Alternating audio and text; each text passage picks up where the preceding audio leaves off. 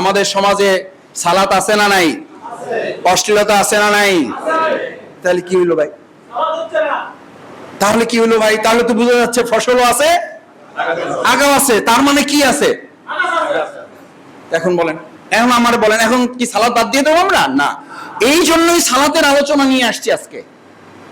এই জন্যই সালাতের আলোচনা নিয়ে আসছি। সালাত ওমর রাদিয়াল্লাহু তাআলাকে হত্যা করার জন্য পরিকল্পনা করে ঠিক এক রাকাত আদায় হয়েছে ফজরের, এর মধ্যেই ছুরি ঢুকিয়েছে, নাড়ি বুড়ি বের হয়ে আসছে, ওমর রাদিয়াল্লাহু তাআলা পড়ে গিয়েছেন, সেন্সলেস হয়েছেন, সালাত ভঙ্গ হয়ে গেছে। সবাই সালাত রেখে সবাই দৌড়তেছে।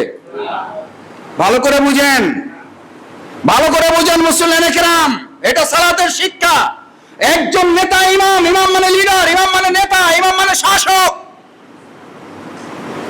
উনি আহত হয়েছে, উনি পড়ে গেছেন।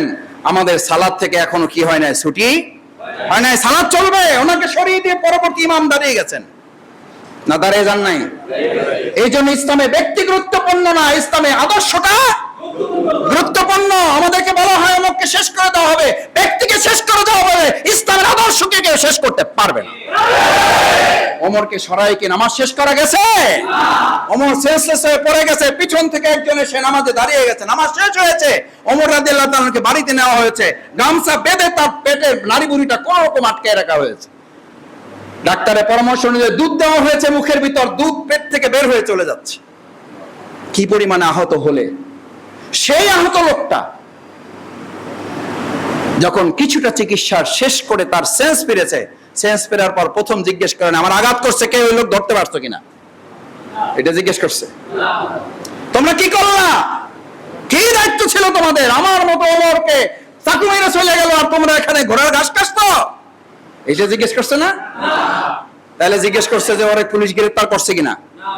স্থির স্থির সালাত, সালাত আপনাকে স্থিরতা শেখায়, ধৈর্য শেখায়, সহনশীলতা শেখায়। ওমর রাদিয়াল্লাহু তাআলা সন্তান মুসল্লিদেরকে সামনে রেখে জিজ্ঞেস করলেন, আমি তো এক রাকাত আদায় করেছি, আর এক রাকাত তোমরা শেষ করতে পারছো কিনা? আর এক রাকাত সালাত, ফজরের সালাত শেষ হয়েছে কিনা? এই দায়িত্ব কি তোমরা পালন করতে পারছো? ফজরের 2 রাকাত সালাত আমি 1 রাকাত শেষ করে আসছি, আর 1 রাকাত তোমরা দায়িত্ব নিয়ে শেষ করতে পারছো কি? This is Islam, this is leader, this is spirit of Islam. আপনি আহত হয়ে যাবেন, আপনি শহীদ হয়ে যাবেন, কিন্তু ইসলামের দায়িত্ব পালন চলমান ছিল, আছে এবং শফিকুল ইসলাম মাসুদের জন্য, ইমাম সাহেবের জন্য, খতিব সাহেবের জন্য, সভাপতি সাহেবের জন্য, ইসলামের মসজিদের মাদ্রাসার দ্বীনের খেদমতের কোনো কাজ কেউ আটকাতে পারে নাই, পারছে না, ভবিষ্যতেও। দিস ইজ ইসলাম, সালাত। আলী রাদিয়াল্লাহু তাআলা আহত হয়েছেন যুদ্ধের ময়দানে, পায়ের মধ্যে তীর ঢুকে বসে আছে, তীর স্থির। সালাত কতটা স্থির আপনাকে শিখায়, কতটা স্থিরতা শিখায়। পায়ের মধ্যে তীর ঢুকে বসে আছে, হাত দিতে দিচ্ছে না কাউকে, কাউকে হাত দিতে দিচ্ছে না। আলী রাদিয়াল্লাহু তাআলা এতটা যন্ত্রণা কাতর, এতটা অস্থির হলেন না। আলী রাদিয়াল্লাহু তাআলা যখন আলী রাদিয়াল্লাহু তাআলা যখন এই অবস্থার মধ্যে চিকিৎসকরা হাত দিতে দিচ্ছে না, চিকিৎসা হাত দিতে পারছেন না, ওনার সাথে একজন এসে বললেন, আলী রাদিয়াল্লাহু তাআলা এই তীর খোলার একটাই মাত্র পথ আছে, একটাই মাত্র রাস্তা আছে, একটাই মাত্র ওয়ে আছে। সেটা কি? তাকে নামাজে দাঁড় করে দাও, এরপরে তীর খোলো না কেন, তার পা ওখান থেকে খুলে নাও, কিছুই সেটা। আমার ভাইয়েরা, এখানে কে মুসল্লি শফিকুল ইসলাম মাসুদ সহ কে এখানে আছি যে আমার পায়ের তীর খোলার জন্য নামাজে দাঁড় করিয়ে তীর খুলে নেওয়া হবে, আমি টেরই পাবো না? আলী রাদিয়াল্লাহু তাআলা নাকি ঠিক কথা অনুযায়ী দাঁড় করে দেওয়া হলো, তীর খুলে নেওয়া হলো। নামাজ শেষে জিজ্ঞেস করছে, আমার সালাত আদায় হয়েছে তো? আমি শেষ করতে পেরেছি? বলছে হ্যাঁ পেরেছেন। বলছে আপনার একটা তীর ছিল? বলছে আমি তো কিছু টের পাইনি, আমি একটা পিঁপড়া কামড়ের মতো শুধু অনুভব করেছি। সুবহানাল্লাহ। দিস ইজ সালাত, স্থিরতা। এই সালাত আপনাকে স্থিরতা শেখায়। সালাতের মধ্যে তাড়াহুড়া করবেন না। এটা শুধু সালাতুল জুমায় না, কোন সালাতে তাড়াহুড়া করা মানে ওই সালাতের প্রতি ইনসাফ করা না, জুলুম করা। সালাতের মানে হচ্ছে আপনি অস্থির ছিলেন, এখন কি হওয়ার জন্য আসছেন? কি হওয়ার জন্য আসছেন? সিজদায় যাবেন। সিজদায় গিয়ে 3 বার পড়ছেন না, 11 বার পড়ছেন না, 9 বার পড়ছেন না, 13 বার পড়ছেন না, 15 বার পড়ছেন, এই হিসাবই তো আপনার থাকবে না। আর আমরা তো 3 বারের আগে 2 বারও 3 বারে যায় 5 বার পড়লেন। আমার শেষে ইমামে জিজ্ঞেস করতেছে যে হুজুর ঘটনা কি? এসি মসজিদ পাইয়া আজকে কি একবার সব ভুলে গেছেন? আমাদের তো টুকটাক কাজ বাজ থাকে, পকেটের টিকিট ছিল, আমার তো টিকিট ধরতে হবে, বাস ধরতে হবে, লঞ্চ ধরতে হবে, এটা তো হিসাব করা উচিত আপনাদের। এই কথা বলার মতো মুসল্লি নাই। অথচ সিজদায় যখন চলে যান, সিজদা হচ্ছে আল্লাহর সাথে আর বান্দার কোনো মাঝখানে কি থাকে না, পর্দা থাকে না। সিজদায় গিয়ে আপনি সব বলবেন আল্লাহকে। আল্লাহ আমার কথা শোনার কেউ নাই, আল্লাহ আমার মেম্বার নাই, আল্লাহ আমার চেয়ারম্যান নাই, আল্লাহ আমার এমপি নাই, আল্লাহ আমার মন্ত্রী নাই, আল্লাহ আমার কোনো প্রভাবশালী লোক নাই, আমার কোনো রাজনৈতিক কর্মী নাই, কোনো নেতা নাই, কিছু নাই। আল্লাহ আমার কেউ নাই বলে আমার সব কথা আমি কাকে বলতে আসছি? সিজদা। সিজদা। ওমর রাদিয়াল্লাহু তাআলা যখন সিজদায় চলে যেতেন, আবু বকর রাদিয়াল্লাহু তাআলা যখন সিজদায় চলে যেতেন, পিছনের লোকেরা মনে করতো এই লোকটা বোধহয় আর জীবিত নাই। কি নাই? হুঁশ নাই, হুঁশ নাই। রাসূল সাল্লাল্লাহু আলাইহি ওয়াসাল্লাম সিজদায় যেতেন, এত লম্বা সিজদা করতেন, মুসল্লিরা মনে করতো মুহাম্মদ রাসূলুল্লাহ সাল্লাল্লাহু আলাইহি ওয়াসাল্লামের বোধহয় কোনো অসুবিধা হয়েছে। সাহাবায়ে কিরামগণ বর্ণনা করেন যে আমরা পিছন থেকে কেউ কেউ মাথা উঁচু করে কেবল দেখতে যাব, এই সময় রাসূল সাল্লাল্লাহু আলাইহি ওয়াসাল্লাম মাথা উঠাই ফেলতেন। আমরা এরকম সিজদা দেই তো নাকি? সালাত। সিজদায় যাবেন, দুনিয়া ভুলে যাব, দুনিয়া ভুলে যাব না। সিজদা আমাকে দুনিয়া ভুলিয়ে আমাকে পরকালে ঢুকাইয়ে দেওয়ার নাম হলো, বলেন, দুনিয়া ভুলে পরকালে ঢুকাইয়ে দেওয়ার নাম হলো সিজদা। আর আমাদের সিজদা হলো সিজদার মধ্যে বসেই কয়বার সুবহানাল্লাহ বলছি, তার চেয়ে বড় কথা হলো দোকানের হিসাব ওর মধ্যে ক্লিয়ার, পরিবারের হিসাব ওর মধ্যে ক্লিয়ার। আমার ভাইয়েরা, মুসল্লিয়ানে কেরাম, আমি আপনাদের কষ্ট বাড়াতে চাই না। এই সিজদা দিয়ে নামাজ সালাত কি আদায় করতে পারবো ইনশাআল্লাহ? দেখি আমরা ইনশাআল্লাহ আমাদের সিজদা কি আজকে থেকে পরকালে ঢোকার দরজা হবে ইনশাআল্লাহ? এই সিজদা কি আমাকে আল্লাহমুখী করবে ইনশাআল্লাহ? এই সিজদা কি আমাকে পরকালমুখী করবে ইনশাআল্লাহ? রাসূল সাল্লাল্লাহু আলাইহি ওয়াসাল্লাম বলতেন, সিজদা যখন দিবা তখন 2 হাত এমন ভাবে রাখবা, ডানে বামে চোখটা বন্ধ করে ভাববা তোমার সামনে কিচ্ছু নেই, তোমাকে কবরে শোয়ায় রাখা হয়েছে, তুমি কিছুই দেখতে পাচ্ছ না, তুমি একা, পৃথিবীতে আর কেউ নেই তোমার। সিজদায় গিয়ে কবরের দৃশ্য তোমার চোখের সামনে নিয়ে আসো। কবর, ইন্নী ওয়াজ্জাহতু ওয়াজহিয়া লিল্লাযী, যখন দাঁড়িয়ে যান আল্লাহকে সামনে রেখে, তখন আপনি ভাববেন আমি শুধু আল্লাহকে সামনে রেখে দাঁড়াই নাই, দুনিয়ার সব কিছু থেকে মুক্ত হয়ে আমি এক আল্লাহকে সাক্ষী রেখে দাঁড়িয়ে গেলাম, আমি এক আল্লাহ ছাড়া আর কাউকে মানি না। আমার ভাইয়েরা, সালাত এটা ট্রেনিং দেয়, এক আল্লাহ ছাড়া কাউকে না মানা। ইন্নী ওয়াজ্জাহতু, সোজা, একদম সোজা। আমরা সোজা হই জীবিত অবস্থায়, আমরা সোজা হই মরার পরে। বাপ এবং সন্তান দুইজনে মিলে অথবা 2 ভাই মিলে বাপের কফিন, একজন মাথার কাছে কাপড় ধরে, একজন পায়ের কাছে কাপড় ধরে, দুইজনে টানে আর বলে কি করো, কি করো, কি করো। তখন আশেপাশের লোকেরা কেউ কেউ বলেন মনের দুঃখ নিয়ে, কষ্ট নিয়ে, আফসোস নিয়ে, অভিযোগ অভিমান নিয়ে বলেন, তোমার বাপেরে তোমার ভাইরে সোজা তো করছো, মরার পরে বাঁচা থাকা অবস্থায় কি করতে পারো নাই, সোজা করতে পারো নাই। সালাত আল্লাহর জীবনকে সোজা করার জন্য সালাত। আজকে এখানে যারা আসছেন, আমরা কি সিদ্ধান্ত নিতে পারলাম সিরাতাল মুস্তাকিম, জীবনটাকে সোজা সরল সঠিক পথে চালাবার জন্য আজকে সালাত আমাদের জীবনে? দেখি ইনশাআল্লাহ আমরা আজকে থেকে কোন পথে? সরল পথে। কোন পথে? কার পথে? সরল পথে। আল্লাহ কবুল করুন। এটা হচ্ছে সালাত। সালাতের শেষ একটা কথা বলে সালাতের জন্য আমরা চলে যাব। সালাতের প্রতি আকর্ষণ বাড়ছে না বাড়ে নাই? কখন সালাতে দাঁড়াবেন? অস্থির লাগবে। এটা সালাতের আরেকটা মাসালা। আজান হওয়ার আগে আপনার মধ্যে অস্থিরতা তৈরি হবে, কখন মসজিদে যাব, কখন মসজিদে যাব। এই অস্থিরতা যখন তৈরি হবে, রাসূল সাল্লাল্লাহু আলাইহি ওয়াসাল্লাম বলেন ফা আনতা মুমিন, তুমি ঈমানদার। ফা আনতা মুমিন, এমন তুমি ইমানদার যদি তোমার মধ্যে অস্থিরতা তৈরি হয়। ফজর নামাজ মসজিদে সালাত জামাতে আদায় করতে পারো নাই, তোমার মধ্যে টেনশন লাগতেছে, অস্থির লাগতেছে, ভালো লাগতেছে না। ভাবি জিজ্ঞেস করতেছে, খালাম্মা জিজ্ঞেস করতেছে, চাচি আম্মা জিজ্ঞেস করতেছে, কি হয়েছে তোমার, এমন ছটফট করছে কেন? আপনি বলবেন, কেন তুমি খেয়াল করো নাই আজকে যে আমি মসজিদে গিয়ে সালাত জামাতের সাথে আদায় করতে পারি নাই? অস্থির হয়ে যাও। শেষ এখানে আসছেন, কেউ কাউকে ডানে বামে তাকায় দেখতেছেন যে আপনার ইজ্জতের সাথে যায় কিনা যার পাশে বসছেন? ডানে বামে তাকায় কি দেখতেছেন যে আপনার দলের কর্মী কিনা, না হলে উঠাই দিতেছেন এরকম যে আমার মতের সাথে মিললে বসেন, না হলে ওঠেন। ওঠেন, দেখেন আমার নামাজটা ঠিক রকম আদায় করতেছে, আপনার পাশে নিয়ে আমি কোনো ঝামেলায় যাইতে, এটা মসজিদে মনে হয় তো আমাদের মনে হয়? এটা ভুলিয়ে দেয় কে? আল্লাহ। যে আল্লাহ আপনাকে এভাবে ভুলিয়ে দিল, সে আল্লাহ তো সমাজে আপনাকে এভাবে কাঁধে কাঁধ মিলে এখানে বলেন, ইমাম নির্দেশ দেন, রাসূল সাল্লাল্লাহু আলাইহি ওয়াসাল্লাম নির্দেশ ছাড়া এই সালাত আদায় শুরু করতেন না, সালাত আদায় শুরু করতেন না। মুসল্লিয়ানে কেরাম দাঁড়িয়ে যাও, কাতার সোজা করো, সোজা,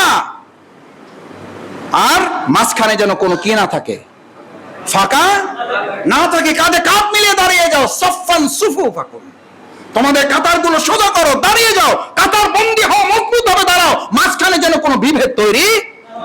আমাদের সমাজে বিভেদ আছে না নাই? সালাত যদি থাকে বিভেদ, বিভেদ যদি থাকে সালাত থাকবে না? থাকবে, সালাত থাকবে। এই সালাত দিয়ে আমরা বিভেদের সমস্ত জায়গা কবর রচিত করে এক সহাবস্থানে বাউফল আমরা তৈরি করবো ইনশাআল্লাহ। দেখি পারবেন ইনশাআল্লাহ?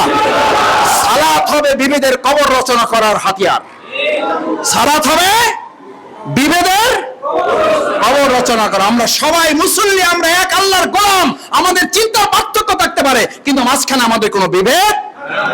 আল্লাহ আমাদের কবুল করুন। সম্মানিত ভাইয়েরা, আসুন সালাতুল জুমা আমাদেরকে এই যে ট্রেনিং গুলো দেয়, ট্রেনিং গুলো নিয়ে যেন যথাযথ সালাতের মাধ্যমে আমরা আল্লাহর কাছে এমন ভাবে হাজির হতে পারি। আসসালাতু মিফতাহুল জান্নাহ। আসসালাত, সালাতকে শেষ বলা হয়েছে। সালাত হচ্ছে কিসের চাবি? জান্নাতের চাবি। চাবি লাগবে? লাগবে। ফ্ল্যাটের চাবি, প্লটের চাবি, গাড়ির চাবি, বহু চাবি তো জীবনে পাইছেন, ব্যাংকের চাবি, লোপাটের চাবি, কত কিছু চাবি তো জীবনে অর্জন করছেন। এখন আজকে মসজিদ থেকে আমরা একটা চাবি নিয়ে যেতে চাই। কিসের চাবি? জান্নাতের চাবি। কিসের চাবি? কিসের চাবি? এই চাবির নাম কি? সালাত। এই চাবির নাম কি? 5 ওয়াক্ত সালাত। মাঝে মধ্যে পড়বো, মাঝে মধ্যে পড়বো না ইনশাআল্লাহ। তাহলে তো চাবি মাঝে মধ্যে থাকবে, মাঝে মধ্যে থাকবে না। হোটেলে যদি মাঝে মধ্যে 2 সেকেন্ডের জন্য চাবি হাতছাড়া হয়ে যায়, হোটেল আছে না নাই? নাই। তারপরে তো জান্নাত নাই। এই জন্য রাসূল সাল্লাল্লাহু আলাইহি ওয়াসাল্লাম বলেছেন, যখন কেউ 1 রাকাত সালাত, 1 ওয়াক্ত না, ভালো করে বুঝেন, একদম পিছন পর্যন্ত ভালো করে শোনেন, সালাতুল জুমায় মসজিদের ইমাম দাঁড়িয়ে পিছনে তাকিয়ে খুব আনন্দিত থাকে, আবার ওই একই মসজিদের ইমাম ফজরের নামাজের আযান দিয়ে মুখটা গোমড়া করে বসে থাকে, আরে আজকে আদৌ সালাতুল ফজরের জামাতটা হবে কিনা। আচ্ছা বলেন, এই মুসল্লিরা কই যায়? আজকে না হয় কিছু ভাইদের আমন্ত্রিত আসছেন, বাকি তো সব এলাকারই নাকি? নাকি মেহমান সবাই? নাকি মেহমান সবাই? সব মেহমান? তাহলে এই একই ইমাম আজকে যখন সবাই আমরা আনন্দিত, এই একই ইমাম আজকে রাত শেষ করে যখন সালাতুল ফজর আজানের পরে এখানে দাঁড়ায়া ডানে বামে তাকাবেন, জানালা দিয়ে তাকাবেন, দরজা দিয়ে তাকাবেন, এই পাশে দিয়ে তাকাবেন, ঘড়ির দিকে একবার তাকাবেন, কই মুসল্লি কোথায়? আমি তো 3 জনই তো হইল না, 6 জনই তো হইল না, জানাম আজকে আমাদের জামাতটা কিভাবে অনুষ্ঠিত করব। আমার ভাইয়েরা, 5 ওয়াক্ত সালাত জামাতের সাথে আদায় করার ট্রেনিংটা আজকের সালাতুল জুমা আপনাকে শিখিয়ে দেয়। আজকে জুমায় যেভাবে সবার আগে শুরু করে প্রথম কাতারে এসে উঠে শ্রম নেওয়ার জন্য তোমাকে ট্রেনিং দেওয়া হলো, তুমি আসর, তুমি জোহর, তুমি মাগরিব, তুমি এশা, তুমি ফজর, প্রত্যেকটা ওয়াক্ত 1 রাকাত সালাত কেউ ছেড়ে দিলে পরবর্তী সালাত আদায় করার আগ পর্যন্ত তার ঈমান ঝুলন্ত অবস্থায় থাকে। কি অবস্থায়? সে মুমিন থাকতেও পারে। আচ্ছা, এটা রাজি আছেন সবাই? এই ঝুঁকি কেউ নিতে চান? তাহলে 1 ওয়াক্ত বলা হয় না, এক রাকাত। আর আমার জীবন থেকে হেলায় খেলায় আসর চলে যাচ্ছে, হেলায় খেলায় মাগরিব চলে যাচ্ছে, হেলায় খেলায় এশা চলে যাচ্ছে, ঘুমের তাড়নায় ফজর চলে যাচ্ছে, অথচ ঈমানও থেকে যাচ্ছে, নামাজও নাই, ইমানও আছে। কেমন ইমানদার আপনি? আজকে আমরা একটা ওয়াদা এখান থেকে করে যেতে চাই, আমার জীবনে আমরা যতদিন বেঁচে থাকবো, আমার জীবন থেকে এক ওয়াক্ত তো দূরের কথা, হুঁশ থাকলে, জ্ঞান থাকলে এক রাকাত সালাত আমার জীবন থেকে যাবে না। যাবে না, যাবে না ইনশাআল্লাহ। আল্লাহ, আপনি হাতগুলো দুনিয়ার ক্যামেরায় বাদ পড়তে পারে, দুনিয়ার ক্যামেরায় হাত নাও আসতে পারে, দুনিয়ার ক্যামেরায় হাতের কোনো প্রয়োজন নাই, দুনিয়ার ক্যামেরায় আমাদের হাতের কোনো দেখার দরকার নাই। আল্লাহ আরশে আজিমের ক্যামেরায় আমাদের হাতগুলো বন্দী করে কাল কিয়ামতের দিনে হাতগুলো দেখে দেখে আমাদেরকে জান্নাতের জন্য আপনি চাবি দিয়ে কবুল করেন। আমিন, আমিন। আপনি এখানে আসতে পারছেন, এই চিন্তা যদি আপনার মধ্যে রাখেন তাহলে ইবাদতে ইখলাস হবে না।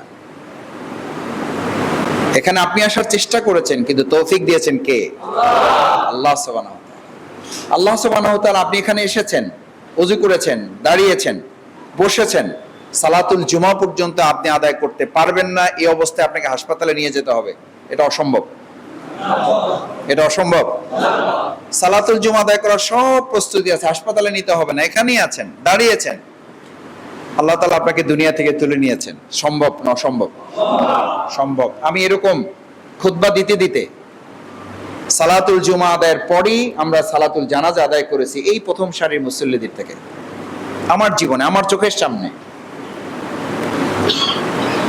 জুমা পর্যন্ত যেতে পারেন নাই, খুতবা শেষ হয় নাই, এই বসে হঠাৎ বুকে হাত দিয়েছেন, পড়ে গিয়েছেন, আমরা সবাই মিলে ধরেছি, হসপিটাল পর্যন্ত নিতেও হয় নাই। ওখানে একজন ডাক্তার ছিল, উনি হাত ধরে বললেন যে নিতে পারেন, লাভ হবে না। আমাদের জীবনে এরকম হতে পারে না? পারে না। তাহলে যে আল্লাহ তাআলা আপনাকে এই পর্যন্ত নিয়ে আসছেন, এবং ওই আল্লাহ তাআলার কাছে তৌফিক কামনা করতে হবে, আল্লাহ মেহেরবানি করে আপনি আমাদেরকে আপনার সমস্ত ইবাদতের জন্য আপনি কবুল মঞ্জুর করেন। জুমার দিন প্রিয় নবী মুহাম্মদ রাসূলুল্লাহ সাল্লাল্লাহু আলাইহি ওয়াসাল্লামের প্রতি দরুদ পেশ করাকে আল্লাহ রাসূল সাল্লাল্লাহু আলাইহি ওয়াসাল্লাম এত গুরুত্বপূর্ণ বলেছেন, তোমরা দরুদ পেশ করো। অন্য দিনের দুরুদের গুরুত্ব আছে, কিন্তু জুমার দিনের দুরুদের গুরুত্ব এরকম, যদি তোমরা দুরুদ পেশ করো তাহলে ওই দুরুদ আমার সামনে উপস্থাপন করা হয়। সুবহানাল্লাহ। আপনারা কি, আমরা কি চাই যে আমাদের দুরুদ আজকে রাসূল সাল্লাল্লাহু আলাইহি ওয়াসাল্লামের সামনে উপস্থাপন করা হোক? আপনারা বিভিন্ন দাবি দাবা দেন না, বলেন ভাই আমাদের এটা একটু প্রধান উপদেষ্টার কাছে একটু পৌঁছেন। পৌঁছবে না তার ঠিক নাই, আমার পর্যন্ত, আপনার পর্যন্ত, কেউ একজন পর্যন্ত পৌঁছাইতে পারলে আপনার খুশিতে কি থাকে না, সীমা থাকে না। রাসূল সাল্লাল্লাহু আলাইহি ওয়াসাল্লাম বলেন আজকে দরুদ পড়ো, ওটা আমার সামনে উপস্থাপন করে ফেরেশতারা। সুবহানাল্লাহ।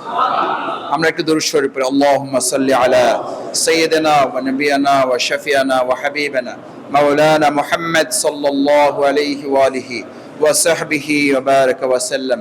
আল্লাহুম্মা সাল্লি আলা, জোরে, আল্লাহুম্মা সাল্লি আলা সাইয়্যিদিনা ওয়া নাবিয়িনা ওয়া শাফিয়ানা ওয়া হাবিবানা মাওলানা মুহাম্মদ সাল্লাল্লাহু আলাইহি ওয়া আলিহি ওয়া সাহবিহি ওয়া বারাকা ওয়া সাল্লাম। আজকে সালাতে এখানে আপনারা মসজিদে এসেছেন, এখানে আসার আহ্বানকে, আজকের এই মসজিদের মেজবানকে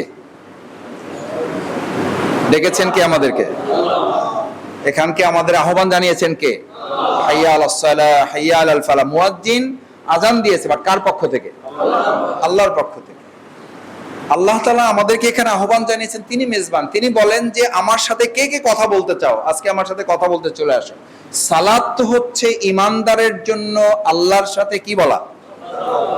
আসসালাতু মিরাজুল মুমিনিন। ইমানদার যদি হন আর সালাত যদি যথাযথভাবে অন্তরে ধারণ করেন, তাহলে আপনি সালাত আদায় করতে আসেন নাই, আপনি সালাত আদায় করতে আসছেন এবং আল্লাহর সাথে কথা বলতে এসেছেন। সুবহানাল্লাহ।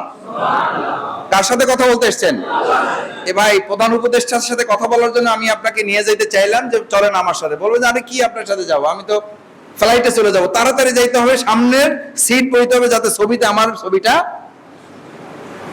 ওনার পাশে যাতে আমার ছবিটা, বলবেন না তো কেউ, বলবেন না তো এটা কেউ, বলবেন না যে আমি সবাই আগে যাই ওনার পাশে বসতে চাই। তাহলে ওই কথাই তো রাসূল সাল্লাল্লাহু আলাইহি ওয়াসাল্লাম বলেছেন, আজকের এই সালাতুল জুমায় প্রথম কাতারে গিয়ে যদি তুমি বসতে পারো এবং অনর্থক কথা থেকে নিজেকে বিরত রেখে চুপ থাকো, তাহলে প্রত্যেক কদমে, তোমার বাড়ি থেকে মসজিদ পর্যন্ত প্রত্যেক কদমে 1 বছর করে নফল নামাজ এবং তাহাজ্জুদের সমান সওয়াব আমলনামায় লেখা দাও।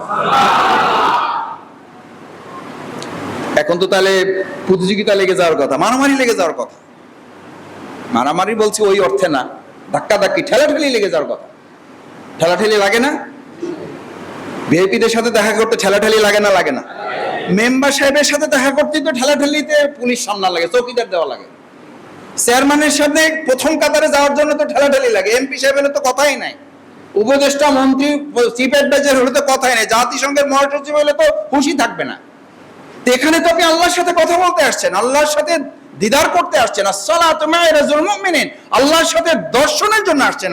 আপনি চিন্তা রাখবেন আপনি আল্লাহকে দেখছেন এটা বড় কথা না, কিন্তু আল্লাহ আপনাকে এর চেয়ে আর কি দরকার? তাহলে আপনার পাঞ্জাবিটা তো আজকে সেরা হওয়ার কথা। তাহলে যে কোনো একটা পরে আসছেন কেন? কে আসছেন আমি জানি না, মাফ করে দেন আমাদের, এটা খেয়াল রাখবেন। সালাতের সবচেয়ে ফিটফাট সবচেয়ে ভালো পোশাকটা পরবেন ইনশাআল্লাহ। এটা শুধু সালাতুল জুমার জন্য না, প্রত্যেক সালাতের জন্য। আমাদের অনেক কর্মজীবী ভাইয়েরা থাকেন, আলহামদুলিল্লাহ সামর্থ্যের মধ্যে যেটুকু গুলো, আপনার সেরাটা যদি আপনার তৌফিকের সর্বোচ্চটা হয়, ওই সেরাটা আল্লাহর কাছে সবচেয়ে বেশি প্রিয়। সুবহানাল্লাহ। ওই গেঞ্জি পরাটা আল্লাহর কাছে সবচেয়ে বেশি প্রিয়। ওই গামছা চড়ানো নামাজটা কাবলিওয়ালা, পাগড়িওয়ালা, দাড়িওয়ালা, টুপিওয়ালার চেয়ে আল্লাহর কাছে ওটা অনেক সময় বেশি প্রিয় হয়ে যায়। সুবহানাল্লাহ। ওটা যেন আপনার সবচেয়ে সেরা তৌফিকটা হয়, আপনি যেন ফাঁকি না দেন, আমি যেন ফাঁকি না দেই। আমি আজকে সবচেয়ে ভালো পাঞ্জাবিটা পরেছি আপনাদের দেখানোর জন্য, আল্লাহ মাফ করুন। এটা আমার কথা বলছি না, আপনাদের সবার জন্য। কারণ আপনি কোথায় এসছেন? আল্লাহর সাথে সাক্ষাতের জন্য এসছেন, আল্লাহর সাথে কথা বলার জন্য এসছেন, আল্লাহর কাছে নিজেকে সারেন্ডার করার জন্য এসছেন। প্রতি কদমে বাড়ি থেকে রওনা দিয়ে এখানে আসতে প্রতি কদমে 1 বছর নফল রোজা রাখা এবং পুরো বছর সালাতুত তাহাজ্জুদ পড়ার সওয়াব আল্লাহ আমলনামায় লিখে দেন। এজন্য সাহাবায়ে ইজমাম কিরামগণ এই সময় গাড়িতে বা অন্য কিছুতে বাহনে না এসে হেঁটে আসতেন। এমনও সাহাবী আজমাইন ছিলেন তারা মসজিদের সাথে ঘর এই অবস্থার কারণে রাসূল সাল্লাল্লাহু আলাইহি ওয়াসাল্লামের কাছে গিয়ে বলছেন, ইয়া রাসূলুল্লাহ আমার ঘরটা আমি এখান থেকে দূরে নিয়ে যেতে চাই, কারণ আমি এই সওয়াব থেকে বঞ্চিত হতে। সুবহানাল্লাহ। আমার ভাইয়েরা, সালাত হচ্ছে রাসূল করিম সাল্লাল্লাহু আলাইহি ওয়াসাল্লাম বলেন, as-সালাত ক্বালা রাসূলুল্লাহ সাল্লাল্লাহু আলাইহি ওয়াসাল্লাম as-সালাত আ'য়ুনুয যিকর, আ'য়ুনুয যিকর। সালাত হচ্ছে অন্তরকে প্রশান্তি দানকারী। কি কারী? আমাদের সমাজে এখন সবচেয়ে বেশি সমস্যা হচ্ছে অস্থিরতা। কি অস্থিরতা? অস্থির। দেখবেন সাইকেলের সাথে রিকশা ধাক্কা লেগেছে, মারামারি শুরু হয়ে গেছে, না যায় নাই? কিসের কারণে? অস্থিরতার কারণে। কে কার আগে যাবে, কে কার আগে ছুটবে, কে কার আগে গিয়ে পৌঁছে যাবে, অস্থির। এই অস্থিরতা আসে ইবলিসের থেকে, আর স্থিরতা আসে আরশে আজিম থেকে। বলেন, অস্থিরতা আসে কোথা থেকে? ইবলিসের থেকে। আমি যখন শফিকুল ইসলাম মাসুদ যখন অস্থির হয়ে যাবে, বুঝতে হবে সে ইবলিসের সাথে আছে। কার সাথে? তাহলে আমরা সবাই ইবলিসের সাথে থাকার সিদ্ধান্ত নিলাম আজকে থেকে। তাহলে আমরা আজকে থেকে কি থাকবো? একজন গালি দেবে, আপনি স্থির থাকবেন। কার সাথে আছেন? কার সাথে আছেন? স্থির আছেন মানে কার সাথে আছেন? শুধু আল্লাহর সাথে না। আল্লাহ বলেন আরশে আজিমের সাথে আছে তুমি। সুবহানাল্লাহ, সুবহানাল্লাহ। আর আপনার লোকেরা বলবে ও দুর্বল মানুষ, জবাব দিতে পারে না, শক্তি নাই, প্রভাব নাই, ও হুজুর ও শফিকুল ইসলাম মাসুদ পাওয়ার নাই, ওই জন্য কিছু বলতে পারে না। আরে মাসুদ ভাই কিছু তো করলেন না, আপনার লোকেরা মারলো, কিছু তো বললেন না। আরে ভাই আমি কিছু বলি নাই, আমি তো আল্লাহ আজিমের সাথে আছি বলে তোমার আমি বলি নাই। তোমার জবাব আমার আল্লাহ দেওয়ার জন্য যথেষ্ট। রাসূল করিম সাল্লাল্লাহু আলাইহি ওয়াসাল্লামকে এক মুশরিক কাফির এসে গালি দিচ্ছেন না? রাসূল সাল্লাল্লাহু আলাইহি ওয়াসাল্লামের গালি দিবে আর আপনারে দিবে না কেউ? আমাদেরকে অনেকে বলে, কয় মাসুদ ভাই বুঝলাম না, আপনারও গালি দেয়। আমি বললাম কেন? আপনি কে? শফিকুল ইসলাম মাসুদ কে? উনি কোথাকার লোক? উনি কোন আল্লাহর ওলি? ওই আমাদের অমুককে গালি দিয়েছে, আপনাকেও গালি দিয়েছে। মাসুদ ভাই আমাকে লিংক পাঠায়, ফেসবুকের পাঠায়, পোস্ট পাঠায়। আমি বললাম আলহামদুলিল্লাহ। আলহামদুলিল্লাহ বললেন? আমি বললাম হ্যাঁ।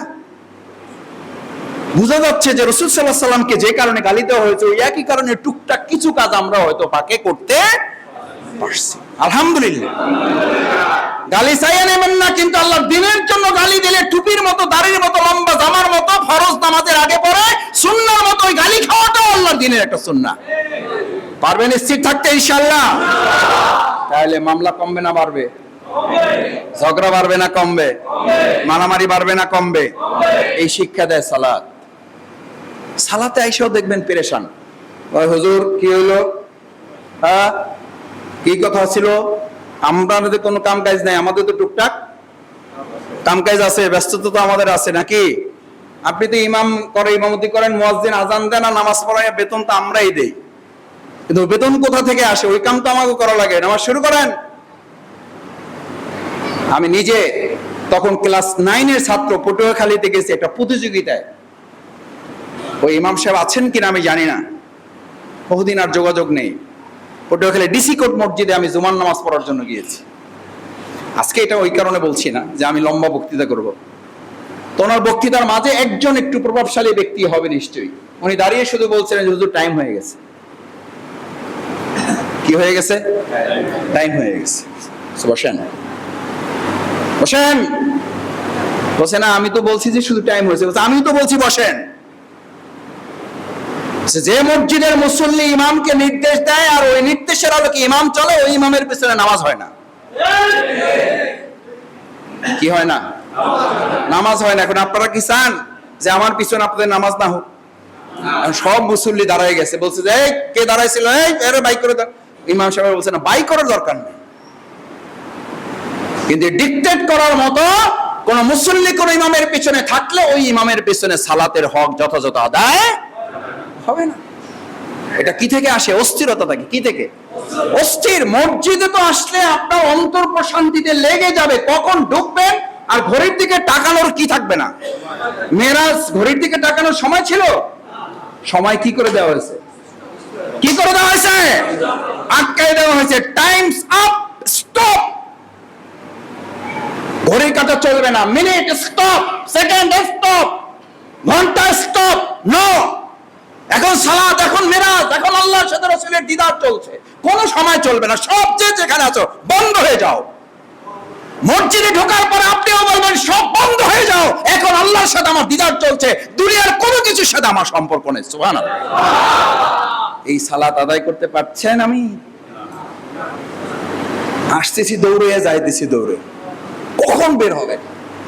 মেহমান বাসায় বসে আছে, খাবার ঠান্ডা হয়ে যাইতেছে। হুজুর আপনাদের এই এক সমস্যা, আমাদের পাইলে বক্তৃতা থামাইতে চান না। সালাত অন্তর প্রশান্তিকে, সালাত আইনু যিকির।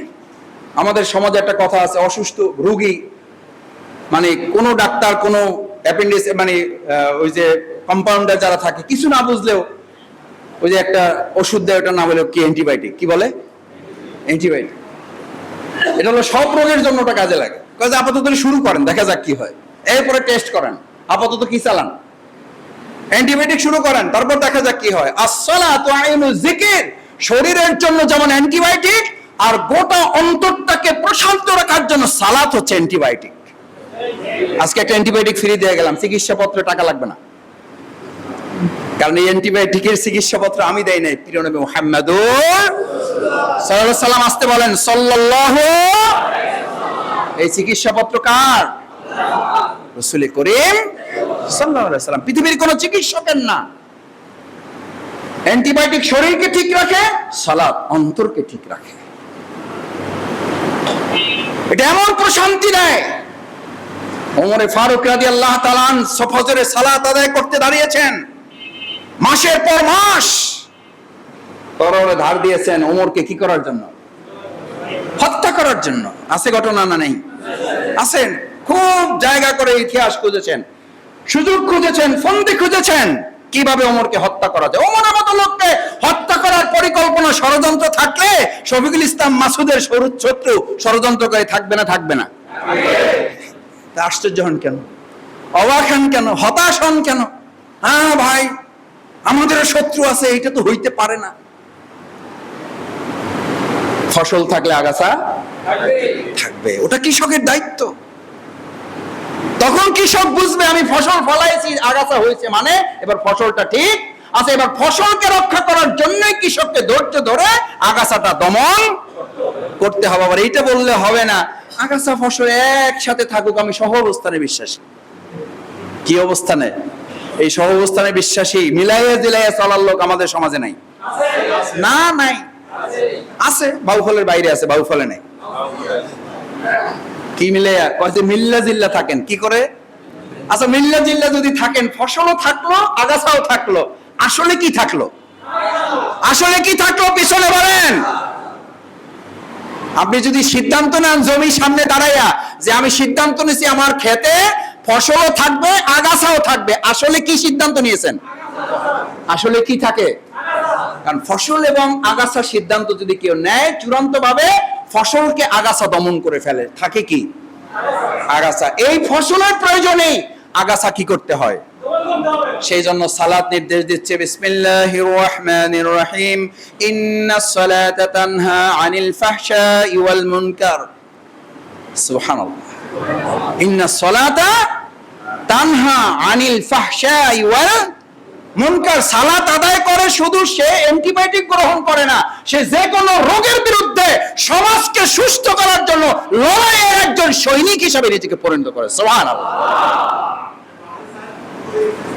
সালাত বলা হচ্ছে as-salatu আইনুস জিকির বলা হচ্ছে, আবার এই সালাতকে বলা হচ্ছে সমাজ এবং রাষ্ট্রকে পরিশুদ্ধ করার এটা একটা মাধ্যম।